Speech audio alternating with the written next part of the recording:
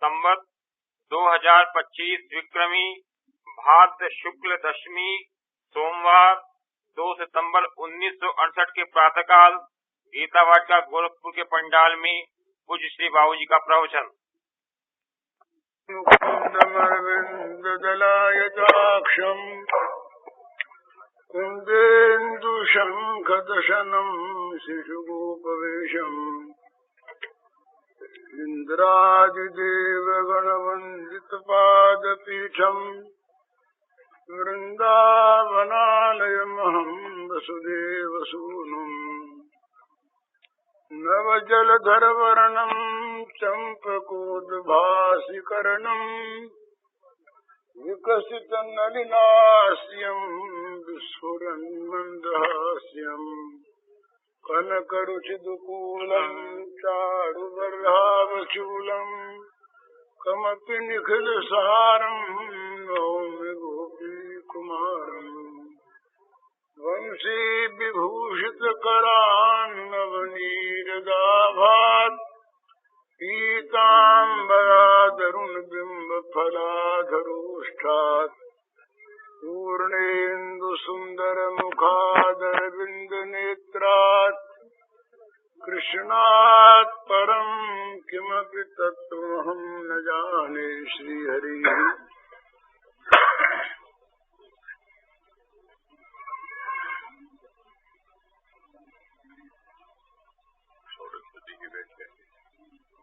ये राधाष्टमी महोत्सव के रूप में एक छठी के उत्सव को छोड़कर कल संपन्न हो चुका। कल ये प्रार्थना की गई थी कि राधा भाव को हम लोग समझें, उसको ग्रहण करें, उसको जीवन में उतारें तो हमारा जीवन महोत्सवमय हो जाएगा।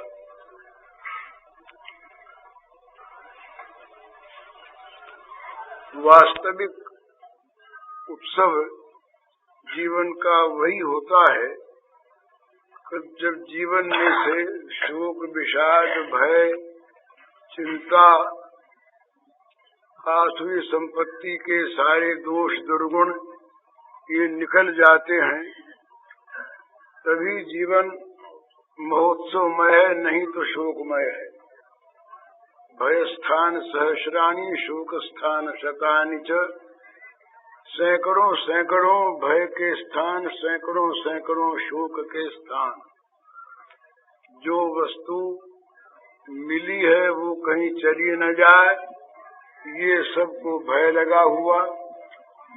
चली गई तो उसके लिए मन में नितांत विषाद है, शोक है, रोना है। बस इन्हीं दो के चक्कर में हम सब लोग पड़े हुए हैं। तो उत्सव कहाँ है?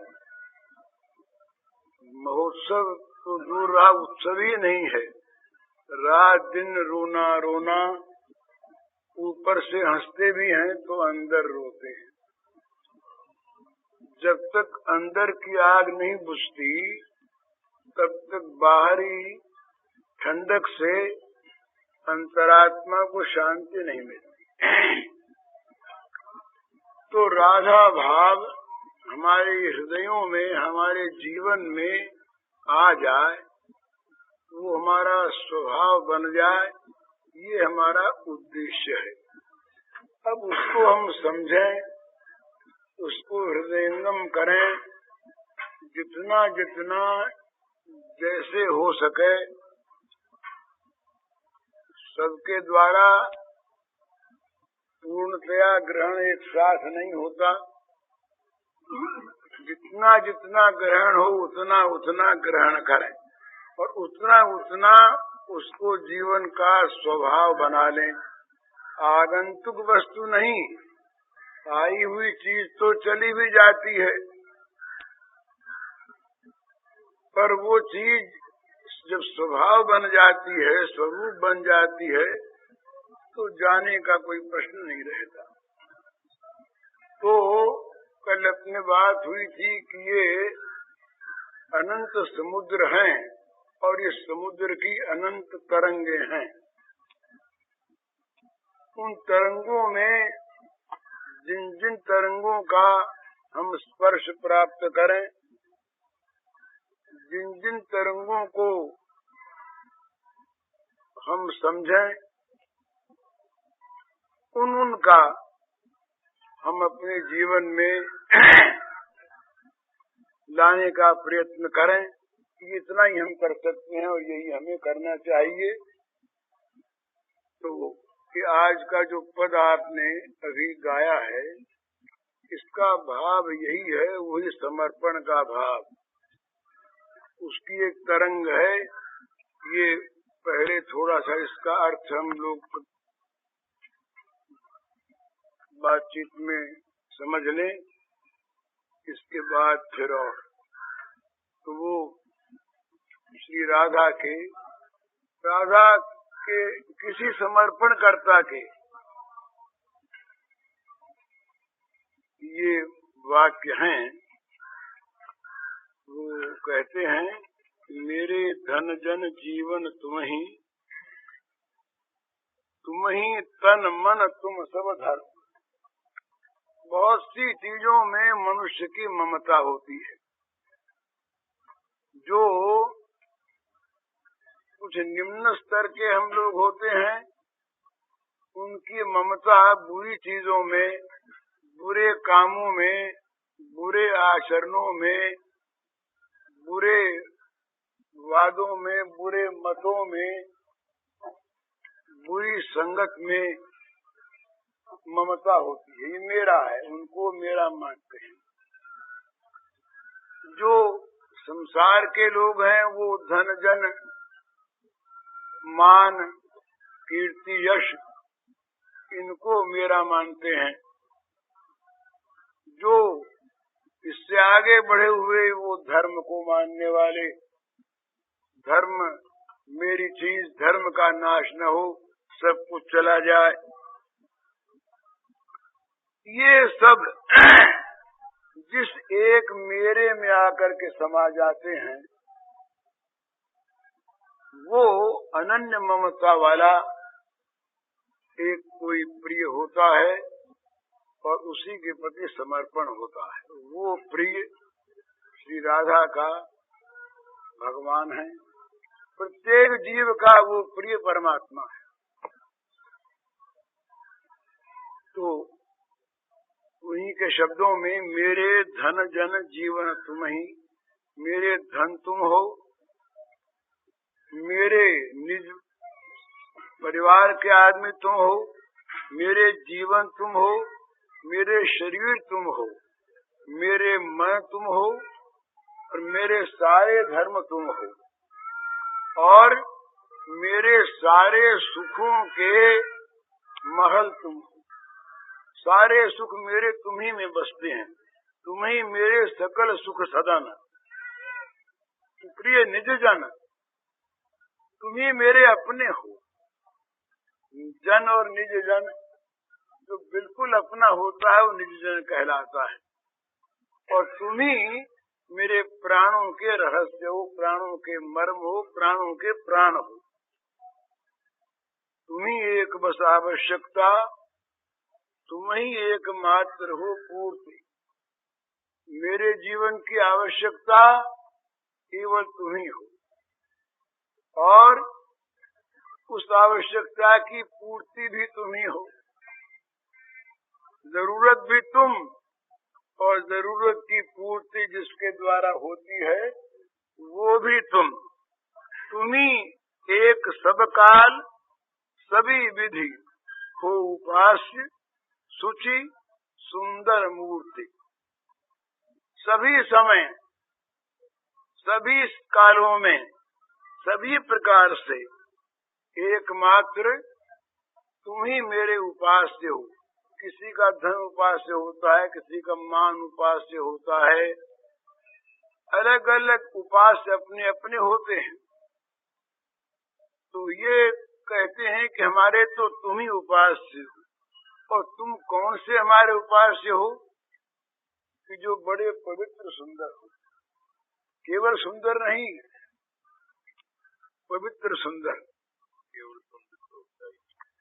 जहाँ केवल सुंदर की कल्पना होती है वो हमारा वो सुंदरता का एक काल्पनिक मोह होता है। जिस सौंदर्य में केवल बाहरी आकर्षण है और जो सौंदर्य केवल बाहरी वासनाओं की पूर्ति का साधन बनना चाहता है, वो सौंदर्य है ही नहीं। वो तो एक विनाशक चमकदार चीज है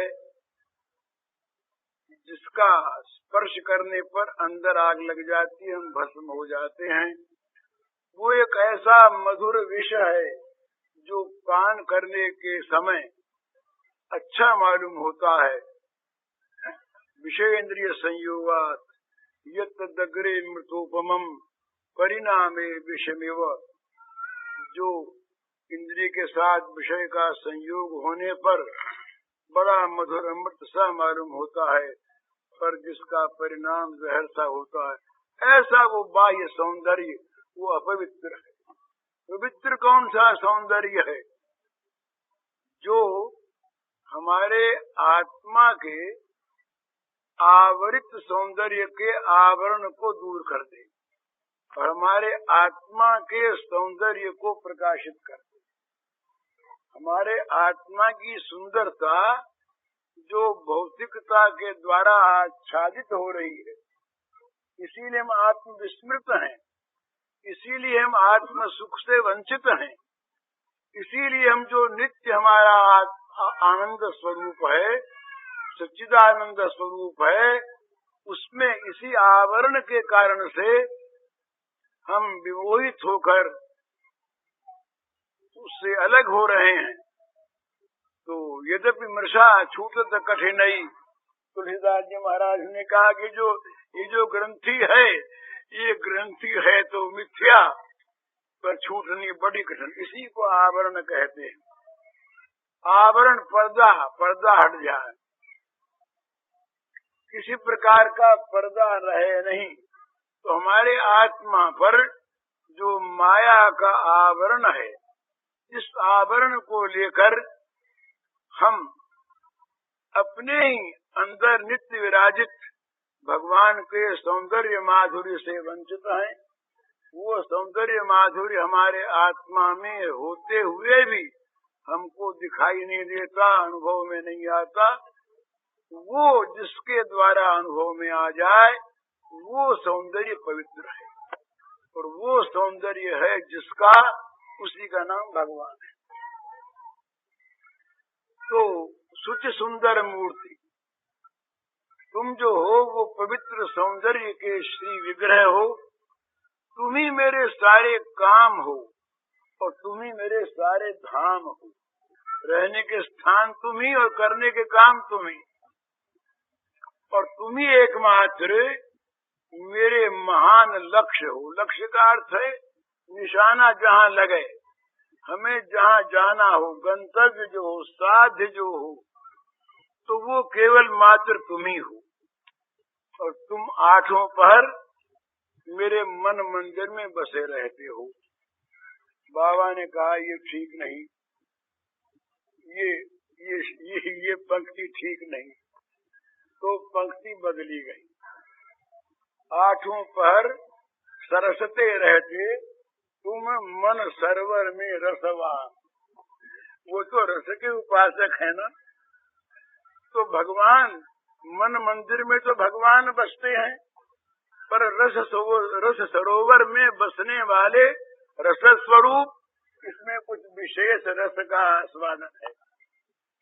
तो इसको आठों पर बसे रहते तुम मम मन मंदिर में भगवान, ये तो अंतर्यामी सभी के बसते हैं।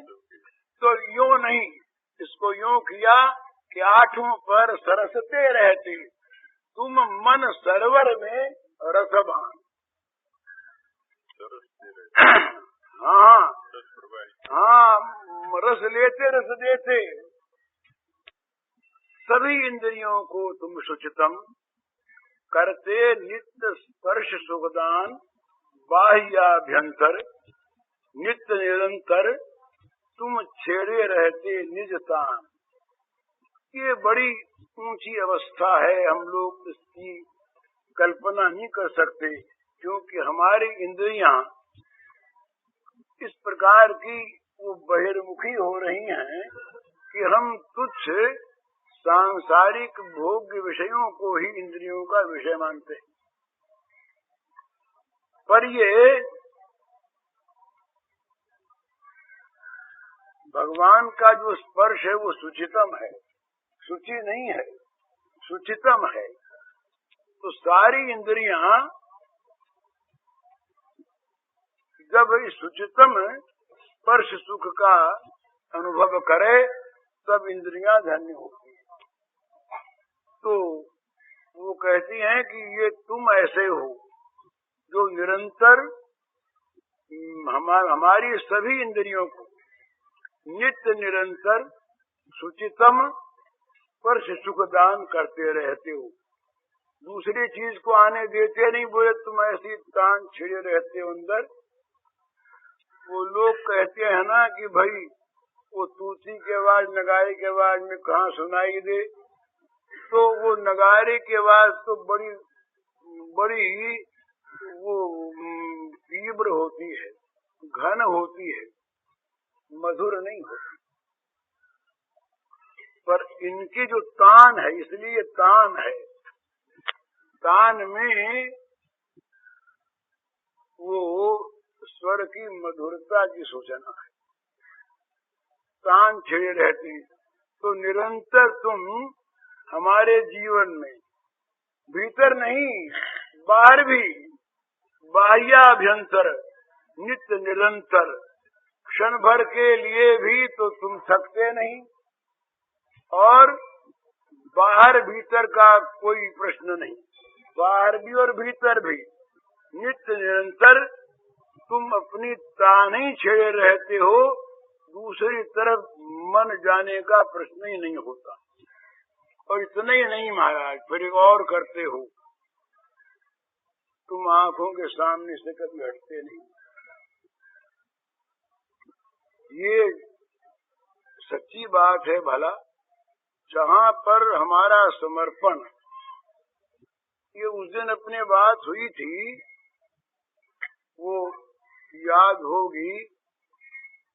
ये वृत्ति जब ध्येयाकार होती है किसी विषय में, विषय वहाँ पर उपस्थित नहीं है, न होते हुए भी किसी विषय के आकार की जब हमारी वृत्ति बन जाती है, तो वो वस्तु बिना हुए भी मन उसे कल्पित कर देता है और हमें दिखने लगती है। बोले ये हिस्टीरिया का रोग होता है ना, ये बहुत मोटा उदाहरण है। उसके सामने कोई आदमी आया नहीं है, दिखता नहीं है, पर उसके मन की कल्पना, बोले वो बोल रहा है, वो दिख रहा है, वो उससे डर लग रहा है, वो उससे आनंद मिल रहा है। ये सब रोग के कारण से चित्त की किसी विषय में एक तानता होने पर उस वस्तु का वहाँ पर, ये जगत क्या है, ये जगत क्या है, ये जगत सारा मन ही पर तो आधारित है। भगवान के संकल्प का अर्थ है जगत, हमारे संकल्प का अर्थ है हमारा जगत है। तो वही हमारा दृष्टि मन है, उनका समष्टि मन है।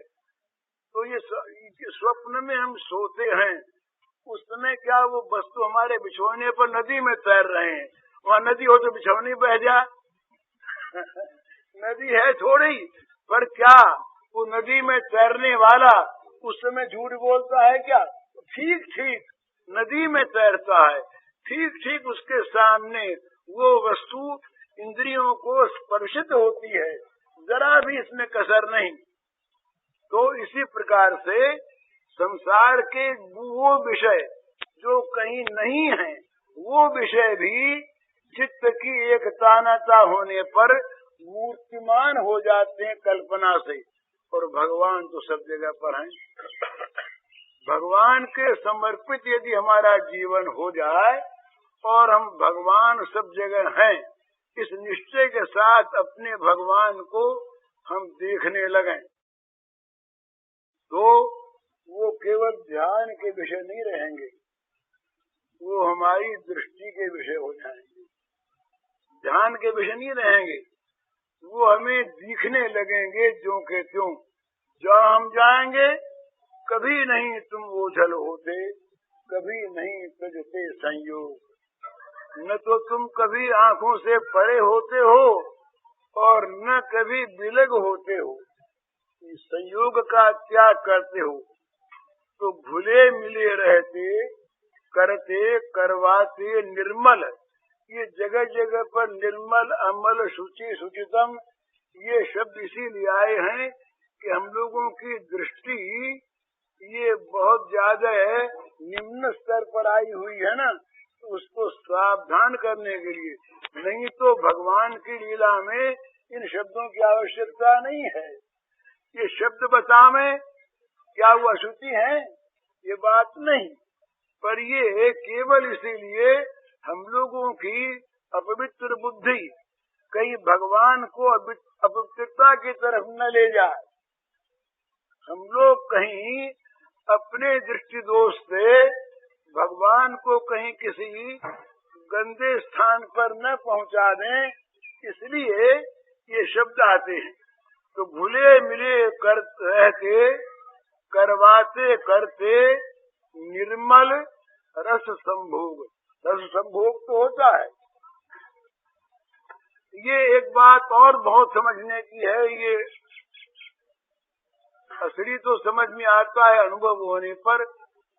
रस जो है ना, रस वो केवल एक भगवान ही है, और जगत में पुरस विरस अरस है, या कुत्सित रस है, या विभत्स रस है, विपरीत रस है, और या अरस है। तो ये निर्मल रस की प्राप्ति कहाँ होती है? रसो वही सह, भगवान जो है कि रस स्वरूप है। जो निर्मल आनंद को जो ग्रहण करे, निर्मल आनंद का जो आस्वादन करा दे, वो है रस आनंद। और रस दोनों दो चीज नहीं है, भाव और रस ये दोनों एक ही चीज की दो दिशाएं हैं, एक ही वस्तु की। इन दोनों के बिना, रस के बिना भाव का और भाव के बिना रस का न अस्तित्व है, न प्रकाश है, न विकास है, न विलास है। ये चारों शब्द ध्यान में देने की। तो जहाँ भी रस और भाव का विकास और विलास है, वहाँ पर तो दोनों प्रत्यक्ष हैं, और जहाँ रस है वहाँ भाव है ही, जहाँ भाव है वहाँ रस है ही। तो इसलिए ये जगत के जितने भी जिनको हम रस मानते हैं, ये रस रस नहीं है, ये तो हमारी कुत्सित रुचि का परिणाम है, जो हम अरस में रस की कल्पना करते हैं, कुत्सित रस में रस की कल्पना करते हैं, विपरीत रस में रस की कल्पना करते हैं। जिस प्रकार से शराब के नशे में आदमी गंदे नाले में पड़ा हुआ ये बकता है कि कितने आराम में हूँ, देखो मैं कितने आराम में हूँ। पीत्वा मोहमयी प्रमाद मजरा उन्मत्त भूतम जगत, प्रमाद की मजरा को पीकर सारा जगत उन्मत्त हो रहा है, बस वही दशा, नहीं तो यहाँ रस नहीं। लेकिन वो समर्पण करता ये कहता है कि ये जितनी भी बातें हैं ये कहने सुनने की, इनसे भी हमारा कोई मतलब नहीं है। हमारा मतलब तो केवल तुमसे है, तुमसे भिन्न कुछ रहता ही नहीं। हमारे तो हुए सभी संकल्प भंग, मैं मेरे के समूल तरु छिन्न।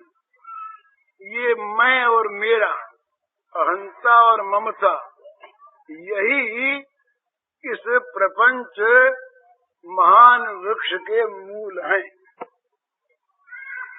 तो ये मूल मैं और मेरा जो संसार के इन्हें प्राकृतिक पदार्थों के साथ संयुक्त किए हुए हमको, इसी का नाम है, इसी का गीता की भाषा में पुरुष का प्रकृतिस्थ होना इसे कहते हैं। पुरुष प्रकृतिस्थो ही भुंक्ते प्रकृति जान गुणान कारणम गुण संगोष्य सद सद योनि जन्मसु। इसी का नाम जीव है, जो अपने स्व से, आत्म स्वरूप से, रस स्वरूप से विच्युत होकर, विच्युत होना मानकर, अलग होना मानकर प्रकृति में स्थित हो गया। अब प्रकृति है अनित्य, प्रकृति है अपूर्ण, प्रकृति है परिवर्तनशीला, और प्रकृति में अनेकों प्रकार के रंग बदलते हैं। तो जहाँ वो प्रकृति में स्थित हुआ, कभी बीमार हो गया, कभी अच्छा हो गया, कभी जन्म हुआ, कभी मृत्यु हुई, कभी लाभ, कभी हानि, कभी मान, कभी अपमान, कभी निंदा, कभी स्तुति। ये जितने भी द्वंद्व हैं, ये सारे के सारे प्रकृति में हैं। तो भगवान ने कहा कि ये पुरुष जो प्रकृति में स्थित हो जाता है, तो प्रकृति के गुण इस पर आकर के सवार हो जाते हैं, और उन्हीं के कारण से ये अच्छी बुरी योनियों में जन्म होता है, और उसी के कारण से ये अपने आप को सुखी दुखी मानता है। नहीं तो सम दुख सुख स्वस्थ समलोष्टास्म कांचना, जहाँ स्वस्थ हो गया, ये डॉक्टर वैद्यों की स्वस्थता दूसरी और आध्यात्मिक स्वस्थता दूसरी। जो स्वयं में स्थित है वो स्वस्थ है, वो निरामय है, वो बीमार नहीं है। और जो प्रकृति में स्थित है वो अस्वस्थ है, वो स्वयं से हट गया, वो प्रकृति में स्थित हो गया, तो वो बीमार है। और वो बीमारी कभी मिटती नहीं बाहरी दवाओं से, कभी नहीं मिटती। वो तो भगवान के भजन से, राम नाम जपताम कुतो भयम सर्वताप शमनैक भेषजम। भेषज प्रहलाद ने कहा, वो अग्नि में डाल दिए गए तो वो ये जितना भी जिस किसी में विभूति मत्व है, जितनी भी आत्मात्व है, प्राणत्व है, ये सारा भगवान का है, भगवान है। ये अगर हट जाए तो क्या मुर्दा? अग्नि में से अग्निपना निकाल ले तो अग्नि रहती नहीं। तो अग्नि में से तो अग्नि में डाल दिया प्रहलाद को।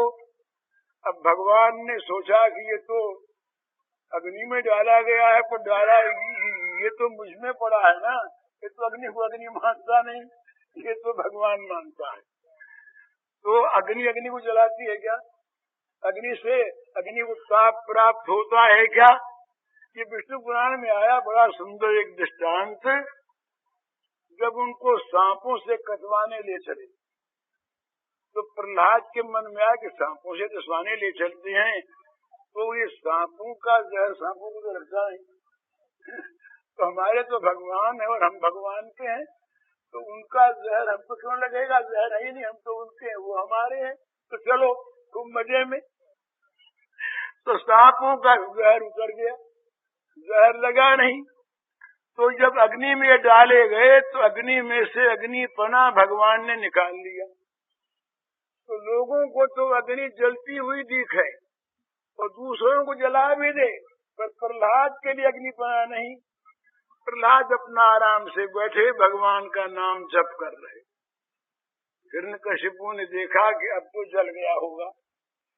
जरा शत्रु की हमारा रात दिन विरोध करने वाला, जरा उसकी जली हुई राख को तो देख ले, संतोष हो मन में। तो ये गए वहां पर, तो वो तो बैठा हुआ राम नाम जप रहा है, अग्नि जल रही है, अरे बोले प्रहलाद क्या हुआ?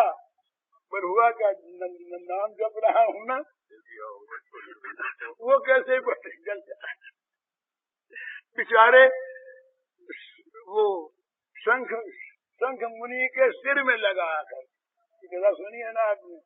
नहीं सुनी? ये भी बड़ी मजे की कथा बीच में सुना दें आपको। ये जैमिनी और समेत परम की कथा है।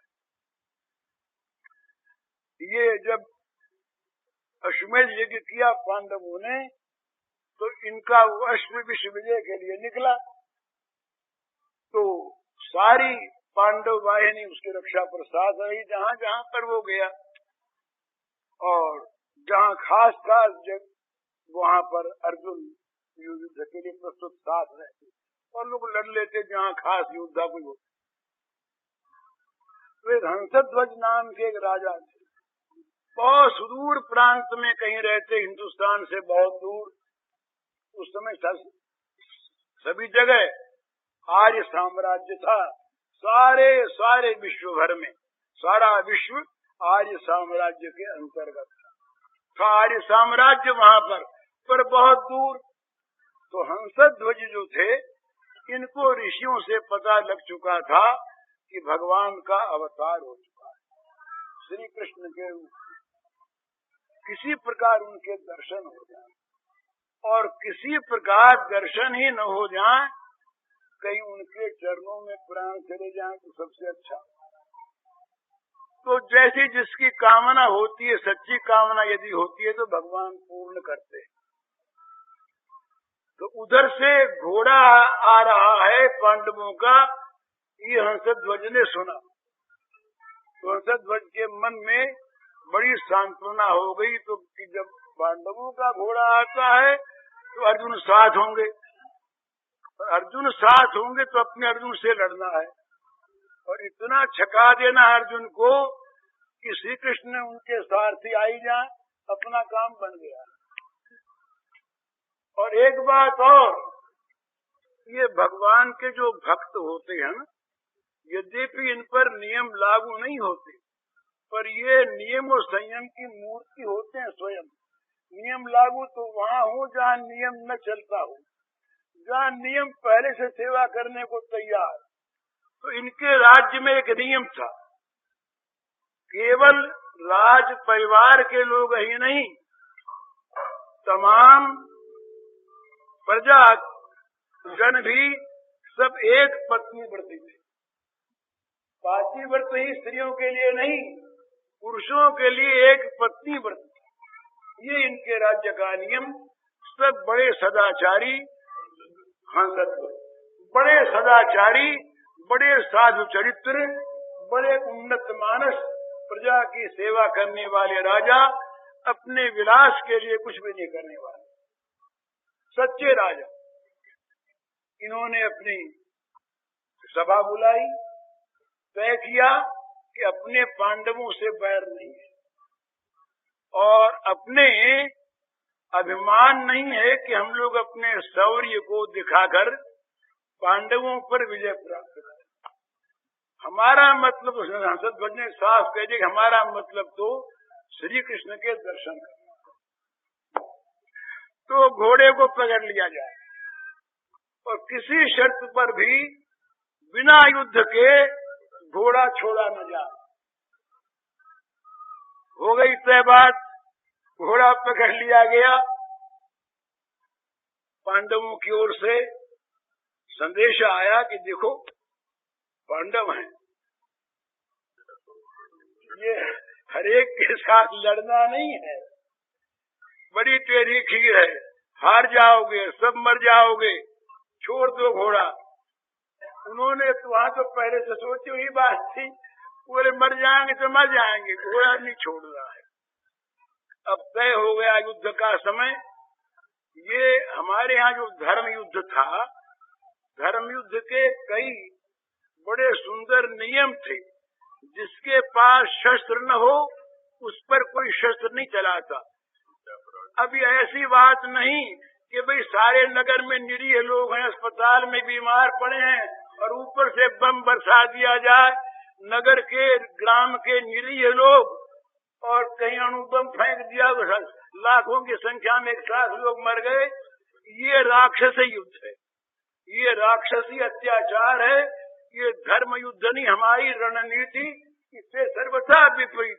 पशु पक्षी को नहीं मारते, किसी के पास हथियार नहीं तो उसे कहते कि तुमको लड़ना हो तो हथियार ले लो हमारे पास और हमसे लड़ो, नहीं तो हम तुमसे नहीं लड़ेंगे। तो ये हथियार वाले के साथ लड़कर क्या अपने शौर्य को लजाना है?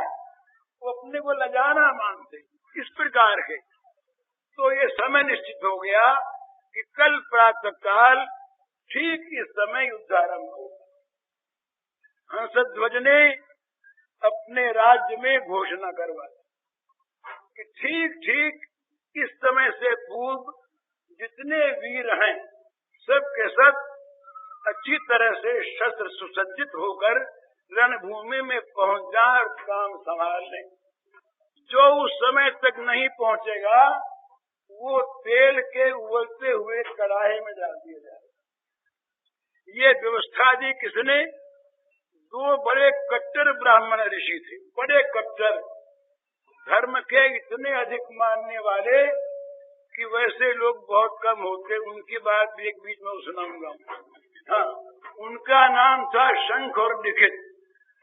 किंतु इनकी एक बात और सुना दूं बीच में, इन दोनों में बंटवारा हो गया भाई भाई में, बड़ा प्रेम आपस में। बंटवारा होने के बाद बड़े भाई के यहाँ छोटे भाई एक दिन गए हुए थे, मन में आया फल पका हुआ था बगीचे में, एक फल तोड़ लिया, ले लिया, खा लिया, कुछ भी कर लिया। बड़े भाई जब आए तुमसे कह दिया कि एक फल तोड़ा था हमने ले लिया। बोले बड़ा अच्छा क्या, तुमको जरूरत थी। ये तो बात हो गई प्रेम की, भाई बने की। अब बात आई धर्म की। तो बड़ा भाई पूछता है, शंख पूछता है लिखित से कि भैया तुम स्मृति बनाने वाले, हम स्मृति बनाने वाले, तुम बताओ किसी दूसरे की चीज उसके बिना पूछे अगर ले ली जाए तो उस क्रिया का क्या नाम होगा, उसे स्मृतिकार क्या कहेंगे? तो कहा उसे चोरी कहेंगे भाई साहब। तो ठीक चोरी कहेंगे? बोले हाँ चोरी कहेंगे। तो तुमने बगीचे में से जो फल लिया ये तुमने चोरी की या नहीं? मैं जरूर चोरी की। बड़े प्रेम से बात हो रही है, भला ये नहीं कि एक फल ले लिया और भाई साहब नाराज हो गए, ये बात नहीं। भाई साहब पर बड़े प्रसन्न है छोटे भाई कि देखो हमारे धर्म की रक्षा ये कर रहे हैं। अच्छा बोलिए बताओ लिखित कि चोरी का दंड क्या होता है? बोले चोर का हाथ कटवा दिया जाए, लिखित कहता है। तो बोले अच्छा तुम जाओ राजा के पास जाओ, दंड विधान करना हमारा ऋषियों का काम और दंड प्रदान करना राजा का काम, शासक का काम। तुम जाओ शासक के पास, दंड ग्रहण करो। लिखित मुनि गए राजा के पास, राजा ने प्रणाम किया, ऋषि आए हैं, सम्मान किया, पूजा किया, दिया, आसन दिया, बैठाया। बोले महाराज कैसे पधारे? बोले मैंने चोरी की है और मैं दंड ग्रहण करने आया हूँ, तुम मेरे हाथ कटवा दो। महाराज पहले सुन तो नहीं, क्या मुकदमा है, क्या केस है, कैसे चोरी की? आपने कहा कि बोले मेरे भाई के बगीचे में हमारा बंटवारा हो चुका था, उनसे बिना पूछे मैंने एक फल तोड़ लिया। बोले क्या भाई नाराज हुए? नाराज क्यों होते? वो तो मेरे भाई हैं, मैं मांगू तो सब चीजें मेरे को दे दें, नाराज की कोई बात ही नहीं है। तब बोले फिर चोरी कही? बोले चोरी इसलिए हुई कि उनकी संपत्ति थी, बिना कहे मैंने उसको ले लिया तो ये चोरी तो हुई। बोले महाराज ये कहे कि चोरी, आप जाओ कोई बात नहीं। अब खींच गए। बोले तुम शासक हो कि तुम ये कानून के बनाने वाले हो? कानून के बनाने वाले हम, तुम पालन करवाने वाले। पालन करवाओ नहीं तो उतरो शासन से। तुम्हारा अधिकार नहीं है ये कहने का कि हम कानून कैसे बना, क्यों बना और क्यों क्या काम में लिया जाए। कानून बनाना हमारा काम। हाथ कटवा दिए, हाथ कट गए। अब हाथ कटने की तो हाथ में वेदना है, पर धर्म की रक्षा हो गई। मैं स्वयं स्मृतिकार, मैं तो प्रमाद में आ गया था, पर भाई ने मेरी रक्षा की। बड़ा प्रसन्न मुद्रा से भाई के पास आया, सिर से प्रणाम किया, बड़े प्रसन्न हुए भाई। श्राद्ध का दिन तर्पण करना, बोले लिखित काम तो करो, जाओ तर्पण करके आओ, पिताजी को अंजलि दे आओ। अब पिताजी को अंजलि तो हाथ हो तब न दे, पर ये कैसे कहेंगे नहीं जाऊंगा। गए, नदी में उतरे, स्नान किया, अंजलि के लिए जब जल लेने लगे तो हाथ जोंगे तो हो गए, हाथ जोंगे तो हो गए। ये संख और लिखित इतने इकट्ठा, तो ये संख ने ये व्यवस्था दी थी हंसध्वज की कि जो समय पर न आवे उसको तेल के कढ़ाई में उबलते में डाल दिया जाए, वहां मैं रहूंगा, पहरे पर मैं रहूंगा। शंकर जी खड़े हो गए, तेल उबल रहा। ये बड़े हमारे यहाँ शास्त्रों में कैसी बढ़िया बढ़िया बातें हैं। लोग तो पुराणों का नाम ही सुन के चिढ़ने लगे, तो वो रत्नों से वंचित रह गए। एक और सुनाऊंगी इसी प्रसंग के बाद। ये उनके एक लड़के, छोटा लड़का था, सबसे छोटा, उसका नाम था सुधन्वा। सुधन्वा नाम था। वो अभी विवाह हुआ था कुछ दिन को। वो पहले अपनी माँ के पास गया, आज्ञा लेने, माँ रण में जा रहा हूँ। तिलक किया, माँ ने आशीर्वाद दिया, बेटा विजयी हो या भगवान के चरणों में प्राण त्याग कर दे। बहन के पास गया, बहन ने यही कह दिया। अब पत्नी के पास, वो नवविवाहिता पत्नी, वहां गया, वहां कुछ विनोद आरंभ। अब वो क्षत्रियों का विनोद, शूरों का विनोद, और ये वीरांगनाओं का विनोद कैसा होता है, ये जरा समझने की बात है। वो पत्नी बोली, वो नवविवाहिता लड़की बोली कि स्वामिन, आज तो आपका व्रत भंग होगा। तो व्रत भंग कैसे होगा? बोले ऐसे होगा कि आप भगवान के श्री चरणों में देह त्याग करेंगे तो मुक्ति आपको वर्ण कर देगी। तो मुक्ति स्त्री है कि नहीं? तो आज का एक पत्नी व्रत भंग हो गया आज, तो जाइए आप, आज आपका व्रत भंग हो जाएगा। सुधन्वा बोला कि मेरा ही नहीं भंग होगा, तेरा भी पातिव्रता भंग होने वाला है। बोला मेरा कैसे भंग होने वाला है? बोले मैं जब मर जाऊंगा तो तू मेरे शव के साथ सती होगी, तो तुमको मोक्ष वर्ण कर लेगा। आकर मोक्ष पुल्लिंग है, तो तुमने किसी पुरुष का वर्ण कर लिया तो तुम्हारा पातिव्रत भंग हो गया। ये तो विनोद थे। नवविवाहिता पति पत्नी के रण में जाते हुए ये वीरों के विनोद थे। अब ये कुछ देर हो गई, समय पर पहुंचने में कुछ देर हो गई। अब शंख और लिखित बड़े सावधान, वहां पर, यहाँ पर शंख जी खड़े और वहां पर लिखित जी देख ले कौन आया कौन नहीं आया। बोले कौन आया? सब आ गए, एक सुधन्वा नहीं आया। भेजो सामने आदमी। दीवान जी मंत्री सुधन्वा के सामने गए लेने के लिए। क्यों नहीं आया, कारण जानो। सुधन्वा रास्ते में मिले। सुधन्वा से कहा कि भाई तुम क्यों नहीं आए? बड़ी देर हो गई। महाराज आज्ञा है, पिताजी की आज्ञा है, आपको तेल के कढ़ाई में गिरना का स्वीकार। दुख एक मन में है, वो इतना ही दुख है कि भगवान के चरणों में प्राण त्याग करने का मन था। वो तेल के कढ़ाई में प्राण त्याग हो, ये मैं नहीं चाहता था।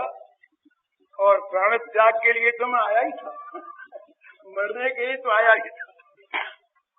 उपाय नहीं, तो राजा के पास गए मंत्री की वो यूं कहता है सुधनवा। तो राजा ने कहा जरा ऋषि जी से पूछ ले।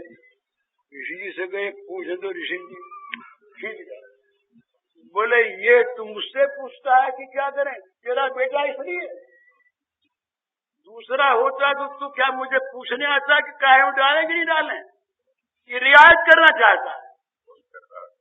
बड़े कड़े, फिर डालो तेल की कढ़ाई। अब वो तो तेल के कढ़ाई में गिरा, गिरते ही उसने भगवान के नाम की ध्वनि लगाई, अंदर से और बाहर से ध्वनि होने लगी, तेल उसके लिए ठंडा हो गया। वही लाभ वाली बात, तेल ठंडा हो गया तो खबर पहुंची कि वो तेल से जलता नहीं।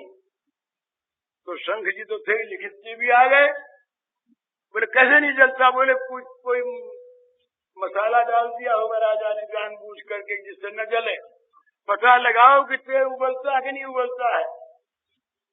तो बोले कैसे पता लगाओ, बोले एक नारियल मंगवाओ। तो नारियल मंगवाया गया और वो पूरा का पूरा नारियल बिना फोड़े उस तेल के उबलते हुए कढ़ाई में डाला गया। तेल उबल रहा था, वो फूटा और शंख जी के यहाँ सिर में लगी।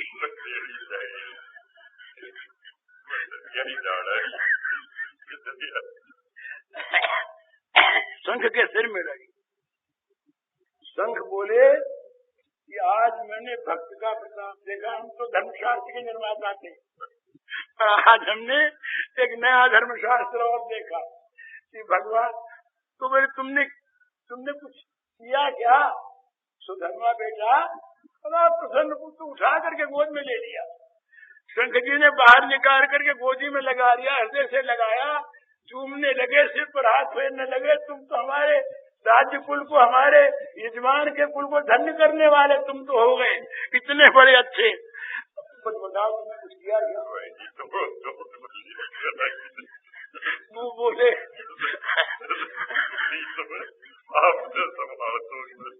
पर करते क्या? सुधनवा ने कहा करता क्या?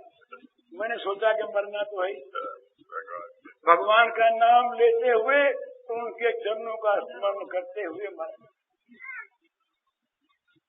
ये महाराज इसके बाद क्या हुआ, ये बीच में बात आ गई, इसलिए थोड़ा सा इतिहास। लड़ाई शुरू हो गई। अब लड़ाई में सुधनवा के साथ अर्जुन का युद्ध। सुधनवा इतना महान योद्धा और भगवान की ऐसी कृपा कि अर्जुन अस्त्र जस्त हो गए। अर्जुन की सारी कला, युद्ध कला शिथिल पड़ गई और अर्जुन घबरा। अब तो या हार है और या मृत्यु। जब ये स्थिति आ गई तब उस सारथी को याद किया। तब तो नया सारथी था, युद्ध महाभारत का तो था नहीं, कि तो मामूली युद्ध था, तो उनको क्यों साथ लाते? याद किया, याद करते ही आकर के घोड़ों के लगाम ले ली हाथ में। सुधनवा ने दूर से प्रणाम किया, महाराज प्रणाम, हाथी का बल है। अर्जुन ने प्रण किया कि ये बाण संधान कर रहा हूं, इस बाण पर मेरे रामावतार का अगर कोई पुण्य है तो सारा पुण्य अर्पित है और इस सुधनवा का सिर ये बाण काट दे। सुधनवा ने कहा प्रभु मेरे पास कोई पुण्य नहीं, मैं आपकी कृपा के बल पर प्रतिज्ञा करता हूं कि इस बाण को मैं काट दूंगा। दोनों की प्रतिज्ञा हो गई। जो वो कहता है कि सिर न काट, वो उसने प्रतिज्ञा की क्या सुधनवा ने कि सिर न काटूं तो मैं जल मरूं। सुधनवा का सिर काटने के बाद उसने कहा मैं अगर बाण न काट दूं तो मैं जल मरूंगा। और अर्जुन, और उसमें श्री कृष्ण ने अपना रामावतार का पुण्य अर्पण किया। दूसरा बाण अर्जुन सुधनवा ने काट दिया, कट गया बाण अर्जुन का। दूसरा बार खंड संधान, उसने कहा कि मेरे कृष्णावतार का सारा पुण्य इस पर रखता हूँ, सुधन्वा का सिर कट गया। सुधन्वा ने कहा भगवान आपके बल पर मैं प्रतिज्ञा करता हूँ इस बाण को काट दूंगा। कट गया बाण। तीसरे में श्री कृष्ण बोले कि स्वयं मैं बाण के नोक पर बैठता हूँ और सुधन्वा का सिर अर्जुन ने कहा ये बाण मैं काट दूंगा, नहीं तो मैं जल मरने की प्रतिज्ञा करूँ। सुधन्वा ने कहा कि भगवान आपके बल पर इस बाण को मैं काट दूंगा, अगर न काटूं तो मैं जल चना। अब चला बाण, उसके नोक पर श्री कृष्ण सूक्ष्म रूप से विराजमान।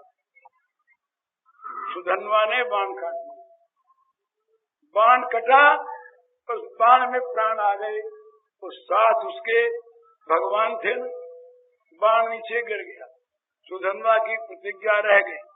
अब वो बाण ऊपर उठा, उठ करके सीधा सुधन्वा के गले में लगा, भगवान ने गले लगा लिया।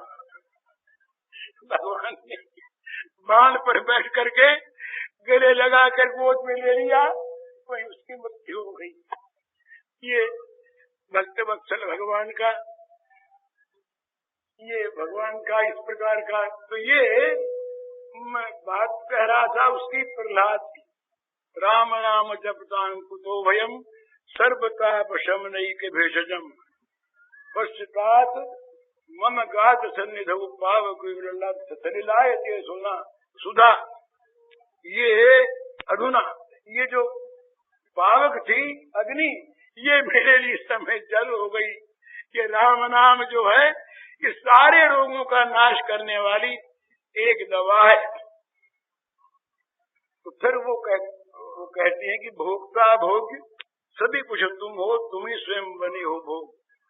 भोक्ता भोग करने वाले तुम हो, भोग वस्तु तुम हो और भोग की क्रिया तुम हो, ये सब तुम हो और तुम ही मेरा मन बने हुए कभी योग का अनुभव करते हो, कभी वियोग का अनुभव करते हो। ये समर्पण का एक भाव है। मतलब कहने का ये है कि राधा भाव, गोपी भाव, इसका मूल है त्याग, और उस त्याग का लक्ष्य है प्रियतम का सुख।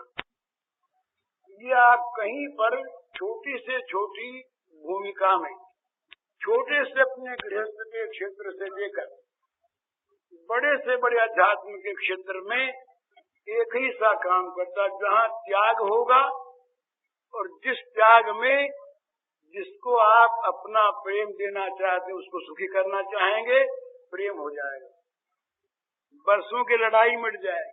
पड़ोसी पड़ोसी में, मित्र मित्र में, गली गली में, गांव गांव में, प्रांत प्रांत में, देश देश में, सारे विश्व में यदि ये बात कहीं फैल जाए, उसके सुख के लिए हम त्याग करें, उसके सुख के लिए हम त्याग करें और उसमें हम अपना सुख माने, तो दुखी कौन होगा? सब सबको सुख देना चाहेंगे तो सबको सुख मिलेगा। तो ये चीज जहाँ पराकाष्ठा को पहुंची हुई होती है, उस स्थिति का नाम, और वो स्थिति जहाँ होती है उसका नाम ब्रज है, उसी का नाम ब्रज है। और ये स्थिति जहाँ पर क्रियाशीला होकर आनंददायिनी होती है, उसका नाम रस है। और ये रस जहाँ मूर्तिमान होकर राधा माधव के रूप में लीला करता है, उसका नाम ब्रजरस माधुरी है। ब्रजरस माधुरी है, वही भगवान का नित्य रास है। तो ये राधा के भाव में, गोपी के भाव में ये त्याग की शिक्षा है। तो ये शुरू होता है, इसका प्रारंभ होता है त्याग से।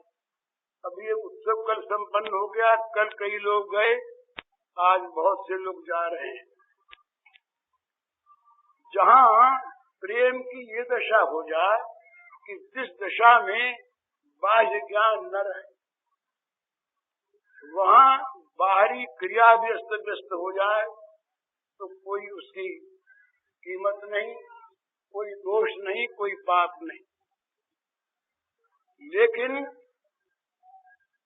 जब तक होश है और जब तक हम किसी ऐसे क्षेत्र में हैं जहाँ लोक दृष्टि में हम पर दायित्व है, वहाँ पर दायित्व अपना कुछ न समझे, कर्तव्य अपना कुछ न समझे, पर श्री कृष्ण को, श्री राधा के त्याग को हम कहीं लजा न दें, इतनी सावधानी अवश्य रखें। तो वहाँ त्याग का बर्ताव, त्याग का बर्ताव एक ही चीज याद रखने की है, ये चाहे हम इसको सामाजिक दृष्टिकोण से कहें, राजनीतिक से कहें, धर्म दृष्टिकोण से कहें, अध्यात्म से या विशुद्ध प्रेम से, जहाँ पर त्याग है वहीं पर सारी सफलता है और वहीं पर शांति है। त्यागा शांतिरनंतरम और अशांत से सुखम। त्याग से शांति होती है और शांति के बिना सुख नहीं। तो जहाँ जहाँ पर हमें कुछ करना पड़ता है वहाँ वहाँ पर त्याग की बात हम ख्याल में रखें। तो इस संबंध में जब आप लोग आज जा रहे हैं तो दो चार बातें व्यवहार की जो इसके साधन में सहायक है, वो दो चार बातें आप लोगों से कह देनी है, जो याद रहे रखे, न याद रहे सही। पहली बात तो एक ये कि किसी भी प्राणी का कभी भी मन से, वचन से, क्रिया से बुरा न करें। किसी का अहित कभी न सोचें, न कहें, न करें। और ये समझें अपने मन में कि उसका अहित, उसका अशुभ हमारे सोचने करने से होगा नहीं। उसका प्रारब्ध जब उसे किसी अशुभ फल का दान देने योग्य आ जाएगा सामने, तब उसको वो फल मिलेगा। बुरा हमारे करने से मिलेगा नहीं, सोचने से मिलेगा नहीं। लेकिन हमने जहाँ सोचा, हमने जहाँ किया, तो हमने पाप किया और हमने राधा को लजाया किया। एक बात। और अपने को कोई दुख देता हो, दे कोई नहीं सकता, वहाँ ये समझे कि हमें कोई दुख दे नहीं सकता, हमारा कोई अशुभ कर नहीं सकता, हमारा कोई बुरा कर नहीं सकता। हमारा बुरा तभी होगा और तभी होता है जब हमारा अपना किया हुआ कोई कर्म फल देने को प्रस्तुत हो गया है, तब दूसरा निमित्त बना है। निमित्त बना है तो उसका अपना बुरा होगा, और जो अपना बुरा आप करता है वो बेचारा दया का पात्र है, दंड का पात्र नहीं, क्रोध का पात्र नहीं, क्षमा का पात्र है। तो अपने द्वारा दूसरे का बुरा होता दिखे तब तो ये समझे कि इसका बुरा मेरे लिए होगा नहीं, मेरा बुरा हो जाएगा। और दूसरे का बुरा करने की बात अपने मन में आवे तो ये सोचे कि मेरे द्वारा इसका बुरा होगा नहीं, होना होगा तो होगा नहीं। दूसरे के द्वारा अपना बुरा होने की कोई बात आवे तो ये सोचे कि इसके द्वारा मेरा बुरा होगा नहीं, मेरा बुरा मेरे कर्म से ही होगा। ये बेचारा अपना बुरा कर रहा है, इस पर क्रोध करके, द्वेष करके हम अपना बुरा क्यों करें? भगवान करे इसकी बुद्धि शुद्ध हो जाए, ये निर्मल बुद्धि हो जाए। ये राधा भाव का आचरण है। एक बात। दूसरी बात, दो चीज पर ध्यान ज्यादा रखें, दो चीज का ध्यान छोड़ दें। कर्तव्य और त्याग, इन दो का ध्यान रखें। अर्थ और अधिकार, इन दो को छोड़ दें। जहाँ कर्तव्य और त्याग होगा वहाँ अर्थ और अधिकार पीछे पीछे रहेगा। राम ने और भरत ने त्याग किया, और कर्तव्य का पालन किया। तो भरत कहते हैं कि राज्य आपका, मेरा राज्य कभी हो नहीं सकता। राम की बात मान के किया, तभी पादुका को राजा बनाया। राम राजा रहे, और भरत ने क्या किया, तो चाहे पादुका रही पर राज्य तो भरत ने किया ही। तो दोनों को राज्य मिला, दोनों के त्याग से, कर्तव्य पालन से अर्थ भी मिला, अधिकार भी मिला। तो अर्थ और अधिकार इन दो को छोड़ दे, त्याग और कर्तव्य इन दो को अपना ले। आज की दुनिया इससे बिल्कुल उल्टी है। आज हम सभी लोग प्रायः केवल राजनीतिक क्षेत्र में नहीं, राजनीति तो बहुत गिर गई, बाकी सभी क्षेत्रों में, केवल भारतवर्ष में नहीं है, सारे विश्व में आज हम दूसरे का तो कर्तव्य सोचेंगे पर अपना अधिकार सोचेंगे। दूसरा चाहे मर जाए, नष्ट हो जाए, हमारा अर्थ सिद्ध हो, ये सोचेंगे। इसी का फल है दुख, और इसका फल होगा और भी दुख, और भी अशांति, और भी पतन। अभी जगत विकासोन्मुख नहीं है, विनाशोन्मुख है। और ये और भी भ्रम बुद्धि है हमारी। जब मनुष्य की बुद्धि तामसिक होकर के भ्रमित हो जाती है, तब उसकी बुद्धि का निर्णय विपरीत होता है। इसीलिए आज हमने, हमारे बड़े बड़े मनीषियों ने विनाश का नाम विकास रख छोड़ा है। विकास योजना भारतवर्ष की, जगत की, कहीं भी परिवार की, व्यक्ति की, समष्टि की, वो विनाश योजना है। जब तक कर्तव्य नहीं, जब तक संयम नहीं, जब तक त्याग नहीं, तब तक विकास नहीं होगा, विनाश होगा, ये ध्रुव निश्चित है। तो राधा भाव कर्तव्य और त्याग पर जोर देता है, अधिकार और अर्थ पर नहीं। इनका तो सर्वथा त्यागी होना चाहिए। इसके बाद एक बात और समझने की है, वो ये कि हमारे द्वारा किसी पुरुषार्थ करके, और वो भी अनुचित पुरुषार्थ करके, हम अपना काम सिद्ध कर लेंगे, ये मानना सर्वथा भ्रम है। ये जो आज चाहे व्यापारी हो, चाहे अधिकारी हो, चाहे मंत्री हो, चाहे कोई हो, बुरे साधनों से जो अपना स्वार्थ सिद्ध करना चाहते हैं, वो बेचारे सभी दया के पात्र हैं, वो सभी भ्रम में हैं। उनको मिलेगा उतना ही जितना मिलना है, बाकी पाप उनके पल्ले बंधेगा, और वो उनके लिए भविष्य में बहुत बड़ी बुरी स्थिति को लाने वाला होगा। इसलिए जो कुछ भी संसार में जीवन का साधन है, उसको धर्मयुक्त और त्याग युक्त बनाना है। ये बात ध्यान में रखने की, इसके बाद हमारे पास तीन चीज है, मन है, शरीर है और वाणी है। इन तीनों के द्वारा हम तमोगुण का पोषण कर सकते हैं, रजोगुण का पोषण कर सकते हैं, सत्वगुण का पोषण कर सकते हैं, और निर्गुण तत्व का पोषण कर सकते हैं। निर्गुण तत्व का नाम ही ज्ञान है, और निर्गुण तत्व का नाम ही प्रेम है। सगुण तत्व में जहाँ सात्विकता है, वहाँ वो ऊपर उठाने वाला है। रज बीच की चीज है, तमोमुखी हुआ तो गिरा देगा, सतोमुखी हुआ तो कुछ ऊपर ले जाएगा, और तम तो गिराने वाला है ही, गिरा हुआ है ही।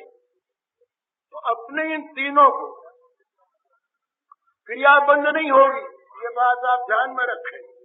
मनुष्य जो है ये क्रियावान प्राणी है, ये कर्म जगत का प्राणी है, कर्मयोनि है। तो मनुष्य यदि ये चाहे कि हम निकम्मे होकर के बैठ जाएं, उसका मस्तिष्क मानेगा नहीं, फिजूल सोचेगा, खुराफात सोचेगा। नहीं कश्चित् क्षरमपि जातुतिष्ठति अकर्मकृत्, बिना कर्म किए क्षण भर भी मानव रह नहीं सकता।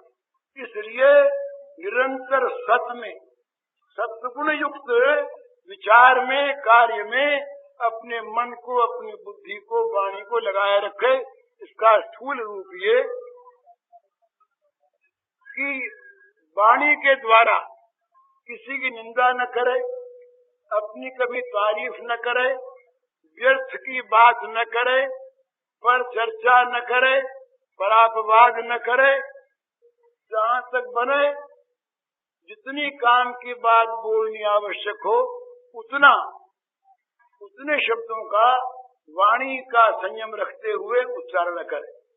और वो वाणी कैसी होनी चाहिए? मधुर होनी चाहिए, हितकारक होनी चाहिए, अनुद्वेग कारक होनी चाहिए। ऐसी वाणी अनुद्वेग कर्म वाक्यम सत्यम प्रियतम चाहिए। वो वाक्य कैसे हो कि जो उद्वेग करने किसी के मन को घबरा दे, ऐसे न हो, सच्चे हो, मीठे हो और हितकर हो। ऐसी वाणी आदमी सोच सोच के बोलेगा तो अपने उसका वाणी का संयम हो जाएगा। बाकी समय क्या करे? भगवान का गुणगान करे,